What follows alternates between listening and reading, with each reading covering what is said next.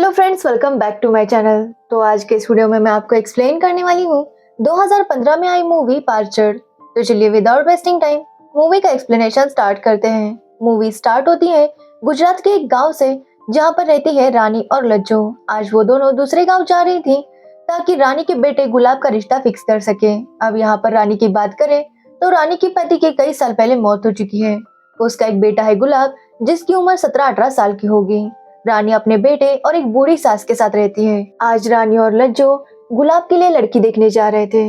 वो जानकी नाम की लड़की को देखते हैं और रानी को वो लड़की काफी पसंद आती है। तो वही जानकी भी दिखने में काफी ज्यादा खूबसूरत थी और लगभग 11-12 साल की थी। तभी रानी को गुलाब का कॉल आता है और वो कहता है कि अगर लड़की अच्छी होगी तो ही वो बात फिक्स करें, नहीं तो मना करके चली आए। अब रानी को जानकी पसंद आई थी, इसलिए वो शादी के लिए हाँ कहती है। अब यहाँ पर अलग रिवाज था, क्योंकि यहाँ पर लड़की वाले नहीं बल्कि लड़के वाले दहेज देते थे। इसलिए जानकी के पापा रानी से 4 लाख रुपए मांगते हैं, लेकिन रानी उन्हें 3 लाख रुपए देती है और शादी फिक्स कर देती है। तो वही गुलाब की बात करें तो गुलाब एक बिगड़ा हुआ लड़का था। चोरी चकारी करना, प्रोस्टिट्यूट के पास जाना, बस यही काम वो किया करता था। जिसके बाद हम रानी और लज्जो को देखते हैं, जो गुलाब का रिश्ता फिक्स करके गाँव वापस आती है। गाँव के पंचायत में एक केस चल रहा था। एक लड़की अपने ससुराल वालों को छोड़कर अपने घर वापस आई थी, लेकिन पंचायत का कहना था कि लड़की को अपने ससुराल वापस जाना चाहिए। लड़की कहती है कि चाहे कुछ भी हो जाए वो वहां नहीं जाएगी, लेकिन फिर भी जबरदस्ती गांव वाले उसे वहां भेजना चाहते थे, क्योंकि शादी होने के बाद भी लड़की अगर मायके में रहेगी तो उनका नाम खराब होगा। वो लड़की से एक बार भी नहीं पूछते कि वो वहां क्यों नहीं जाना चाहती। जिसके बाद वो लड़की को जबरदस्ती उसके ससुराल भेजने लगते हैं। तब लड़की अपनी माँ को बताती है कि उसका देवर और ससुर उसके साथ जबरदस्ती करते हैं। और रही बात उसके पति की, तो उसका पति उसके पास नहीं आता। उसका बाहर अफेयर चल रहा है और वो हमेशा बाहर ही रहता है। ये सुनकर भी लड़की की माँ उसकी बातों को अनसुना कर देती है और उसे वापस ससुराल भेज देती है। और गांव में उसे रोकने वाला कोई भी नहीं था, सिवाय एक लड़की के, जिसका नाम था चंपा।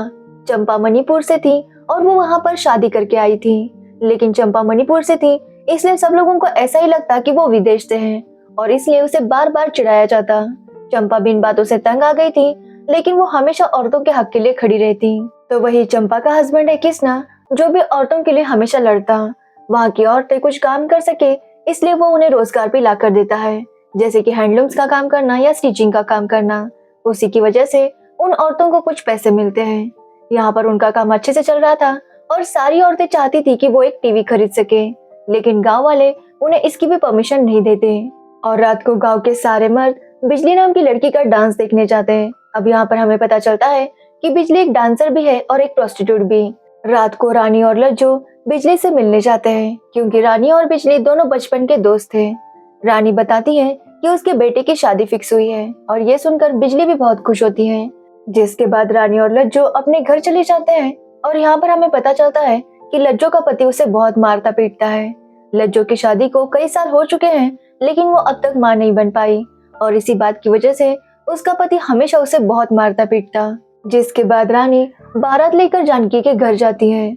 वहां पर वो जब जानकी को देखती है तो जानकी ने अपने बाल छोटे कर दिए थे। ये देखकर रानी बहुत शॉक थी कि जानकी ने बाल कट कर दिए। तो जानकी की माँ कहती है कि उसके बालों में बहुत जुए हो गए थे, इसलिए उसके पापा ने बाल कट करवा दिए। लेकिन रानी अब डर गई थी कि गुलाब अगर उसे इस तरह से देखेगा तो पता नहीं क्या सोचेगा, इसलिए वो जानकी से कहती है कि वो अपना घूंघट ना निकाले और जानकी भी उसकी बात मान लेती है। लेकिन जब वो वापस आ रहे थे तभी जानकी का कुछ सामान गिर रहा था। जानकी उसे पकड़ने जाती है और उसका घूंघट निकल जाता है। जब सभी लोग जानकी को छोटे बालों में देखते हैं तो सब लोग उस पर काफी हंसने लगते हैं और ये देखकर गुलाब भी बहुत गुस्सा होता है कि उसकी माँ ने उसके लिए ऐसी लड़की चूज की। जिसके बाद सब लोग घर आते हैं तो वहाँ पर बिजली भी आती है। बिजली दूल्हा और दुल्हन को देखना चाहती थी, बस इसलिए वो वहाँ पर आई थी। लेकिन वहाँ पर बिजली को देखकर सब लोग बातें बनाने लगते हैं। ये देखकर बिजली को बहुत बुरा लगता है और वो वहाँ से चली जाती है। बिजली के जाने के बाद रानी की सास की डेथ हो जाती है, इसलिए उनका अंतिम संस्कार किया जाता है और उसके बाद गुलाब भी घर छोड़कर चला जाता है, क्योंकि उसे जानकी पसंद नहीं आई थी। 2 दिन बाद वो फिर से काफी ज्यादा शराब पीकर घर वापस आता है। जिसके बाद वो जानकी के साथ जबरदस्ती करने लगता है और रानी भी ये आवाजें सुन पा रही थी, लेकिन वो कुछ भी नहीं कहती। रानी इन आवाजों से तंग आकर बिजली से मिलने चली जाती है।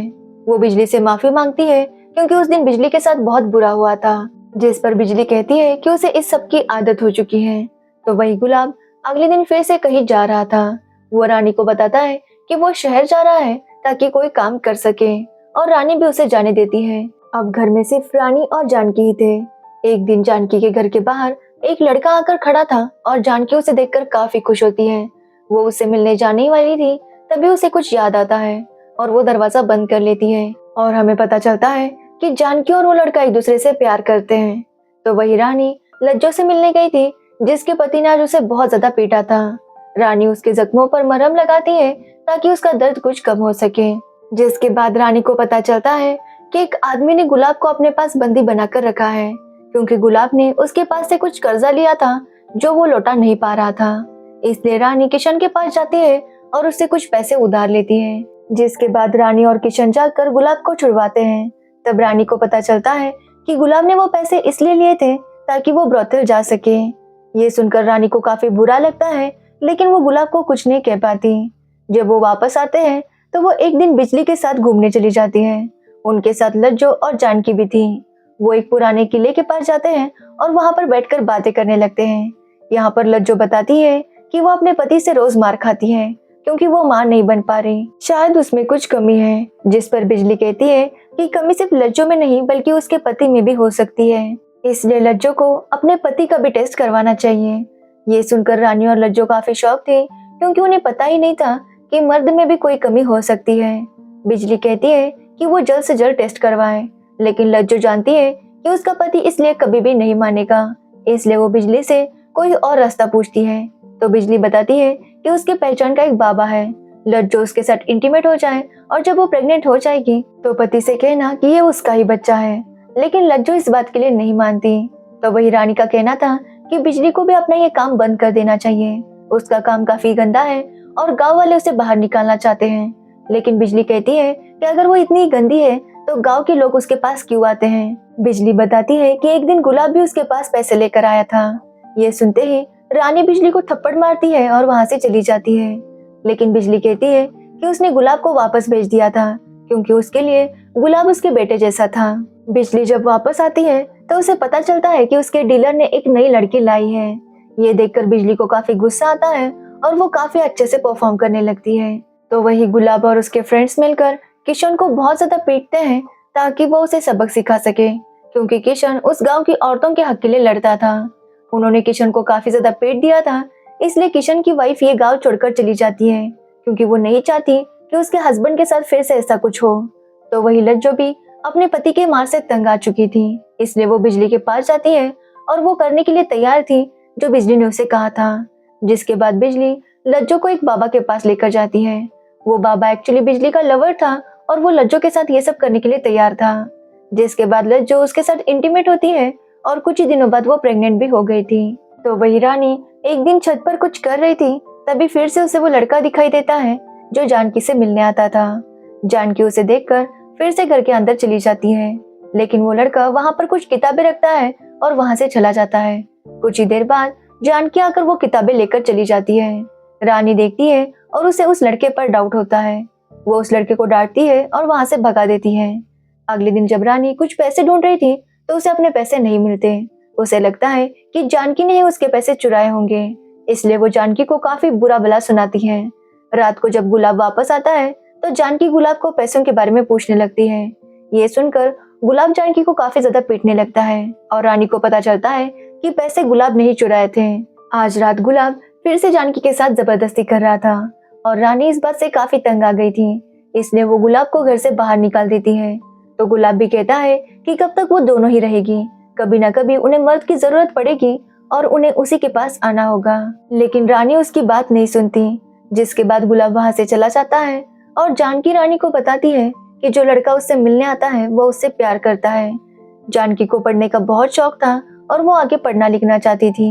वो लड़का भी उसे पसंद करता था, लेकिन उसके पास इतने पैसे नहीं थे कि वो जानकी के पापा को दे सके, इसलिए जानकी ने जानबूझकर अपने बाल काट दिए थे ताकि उसकी शादी रुक जाए।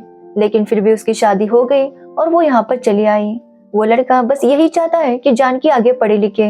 अब रानी समझ चुकी थी कि उसे क्या करना है। दूसरे दिन जब वो लड़का वापस आता है तो रानी उसके पास जाती है और उसे कहती है कि वो उसे अपनी बेटी दे रही है और वो चाहती है कि वो लड़का उसका ख्याल रखे। जिसके बाद रानी उस लड़के को कुछ पैसे देती है और जानकी को लेकर यहाँ से दूर जाने के लिए कहती है, क्योंकि रानी नहीं चाहती थी कि जानकी की हालत भी उसी की तरह हो। जिसके बाद वो लड़का और जानकी दोनों ही वहां से चले जाते हैं। तो वही लज्जो भी उसके हस्बैंड को बता देती है कि वो प्रेग्नेंट है। उसे लगा था कि ये सुनकर उसका हस्बैंड खुश होगा, लेकिन उसका हस्बैंड उसे बहुत बुरी तरह से पीटने लगता है। वो लज्जो से कहता है कि वो जानता है कि वो बाप नहीं बन सकता, यानी कि ये बच्चा किसी और का है। लज्जो उसे पूछने लगती है कि जब उसे पता था कि वो बाप नहीं बन सकता तो वो इतने सालों से क्यों लज्जो को मारता आया है कि वो मां नहीं बन सकती। लेकिन उसका पति इसका कोई भी जवाब नहीं देता और बुरी तरह से लज्जो को पीटने लगता है। तभी वहां पर रानी आती है और वो लज्जो को बचाने की कोशिश करती है, लेकिन उसका पति उसे बहुत ज्यादा पीट रहा था। तभी उनसे धक्का लग जाता है और उसके पति को आग लग जाती है। रानी उसे बुझाने वाली थी, लेकिन लज्जो उसे रोकती है। जिसके बाद वो दोनों वहां से बाहर निकल जाते हैं और उसके पति की मौत हो जाती है। अब रानी और लज्जो बिजली के पास आते हैं और जो कुछ भी हुआ है उसे बताते हैं। जिसके बाद बिजली अपनी गाड़ी लेकर आती है और वो तीनों यहाँ से कहीं दूर जाने लगते हैं। उन्हें पता नहीं था कि उन्हें आगे क्या करना है, लेकिन वो समझ चुके थे कि वो जहाँ भी जाएंगे आजादी से रहेंगे। जिसके बाद वो सब लोग अपने बाल काट देते हैं ताकि उन्हें वो फ्रीडम फील हो सके, और यहीं पर ये मूवी एंड हो जाती है। तो ये थी इस मूवी की स्टोरी। अगर आपको मूवी की स्टोरी और मेरा एक्सप्लेनेशन पसंद आया हो तो वीडियो को लाइक कमेंट शेयर जरूर करें और मेरे चैनल को सब्सक्राइब करना बिल्कुल मत भूलना। Thanks for watching the video.